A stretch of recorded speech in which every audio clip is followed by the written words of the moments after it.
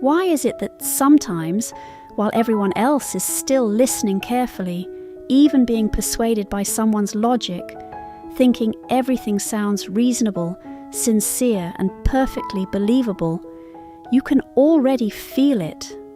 This person is not just expressing something, they are trying to control the room.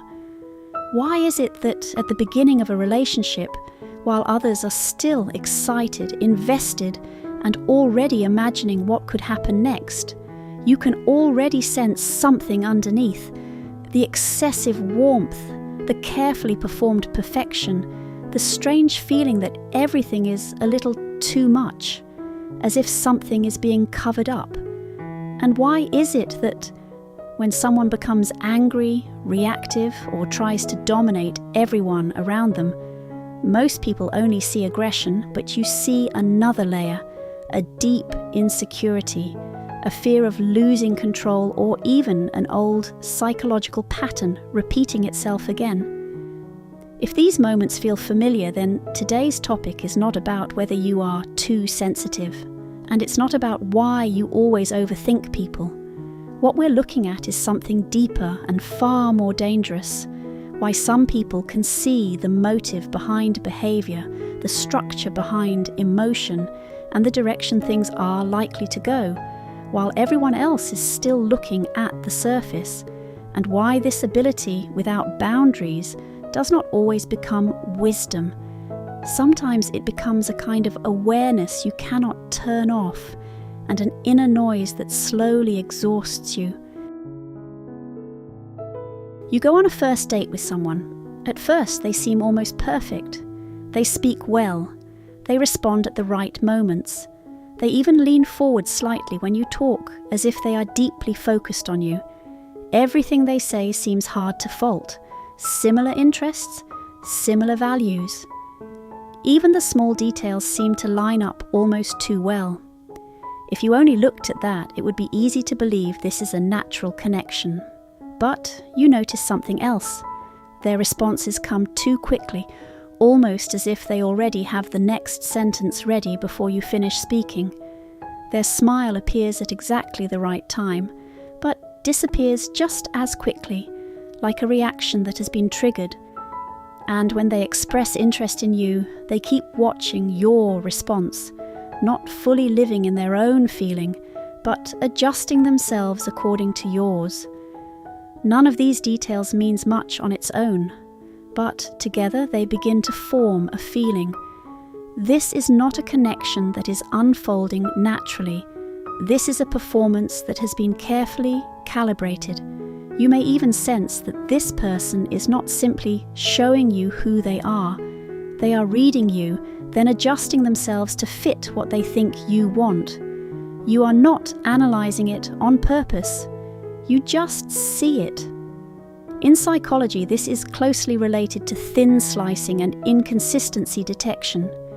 Your brain automatically compares two layers of information, what someone says and how they say it. And when those two layers do not fully match, your system immediately signals, something here does not fit. To someone else, this may just look like a very good date, but to you, what you see is the crack between presentation and reality, and once you see it, it becomes very hard to pretend you didn't.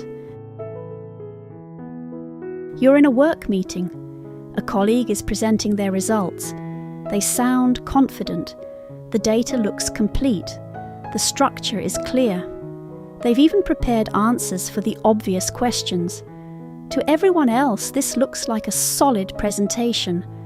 But you notice something else. When they talk about key achievements, their tone becomes slightly heavier, as if they need to make sure those points land. When someone asks about execution, their answers become vague. They circle back to what they've already said. And in certain places, they skip over details instead of explaining them. None of this is obvious, but together, it forms a pattern. And in your mind, that pattern becomes a conclusion. This result is not as strong as it appears. You can see the structure behind it. what has been emphasized, what has been left out, and why. You already know where the problem is, but you don't say anything because you also know, if you point it out directly, this data doesn't support your conclusion. The moment changes. It's no longer a discussion, it becomes a confrontation. In psychology, this is tied to ego defense. When someone presents their work publicly, it's not just information, it's identity. And when that identity is challenged in front of others, what they feel is not correction, but threat. So the real question is not whether you're right, it's this. Is this a space where truth is allowed to exist? Most of the time the answer is no. So you stay quiet. You nod. You take notes. You let the meeting move on.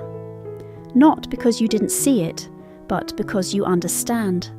Some truths, once spoken, don't just change the conclusion. They change the structure of the relationship. And that is the weight of seeing clearly. When you choose not to say it, it doesn't end there. What you saw doesn't disappear, it stays. At first it's just a small signal, something slightly off, a response that didn't match, a feeling that wasn't expressed, but you don't stop there. You go further, you start asking, why did they say that? What was behind that reaction? Then another layer, what does this mean? Does it affect the relationship? Then another, will this happen again? Is there something deeper already forming? A small detail becomes a chain, and that chain keeps extending.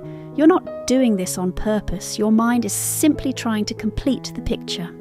In psychology, this can turn into confirmation bias. Once a certain interpretation forms, your attention begins to filter reality. You look for what supports it. You overlook what doesn't. And slowly it starts to feel like clarity, like you're getting closer to the truth. But what's really happening is this. You're reinforcing a version of reality that your mind has constructed. That's the trap. You think you're understanding more, but you're actually amplifying one direction, and your brain starts to depend on it, because it gives you a sense of control, a sense that you can predict, prepare, and avoid what might go wrong. But the cost is subtle. You stop letting things simply exist. Every moment needs to be explained. Every signal needs to be interpreted. Every possibility needs to be mapped out. You become sharper, more aware, but also more tired, because your mind no longer allows anything to just be what it is. By now, you may have started to notice something. What you thought was the problem was never your sensitivity. It was this. You've been responding to everything you see. You notice inconsistencies. You catch subtle shifts. You understand people faster than they understand themselves. That is not a flaw. That is ability. What exhausts you is not seeing. It's the need to make sense of everything. You don't let things remain unclear. You don't let moments pass on their own. You feel the need to explain, to confirm, to anticipate. But here's the shift. Not everything you see needs to be processed. Not every signal needs a conclusion. And not every truth needs to be followed to the end. When you allow some things to remain unfinished, your mind begins to quiet. You still see, but you are no longer pulled into every layer. You can notice without entering, understand without extending. That is what a boundary is, not becoming less aware, but remaining free after awareness. And when that happens, what once drained you starts to stabilize you. You are no longer led by information. You begin to choose what to step into and what to leave behind. Because real control was never about seeing everything. It is this, after seeing everything, you are still able to remain yourself. This is happy psychology. May you understand yourself with more clarity and meet change without losing who you are. See you next time.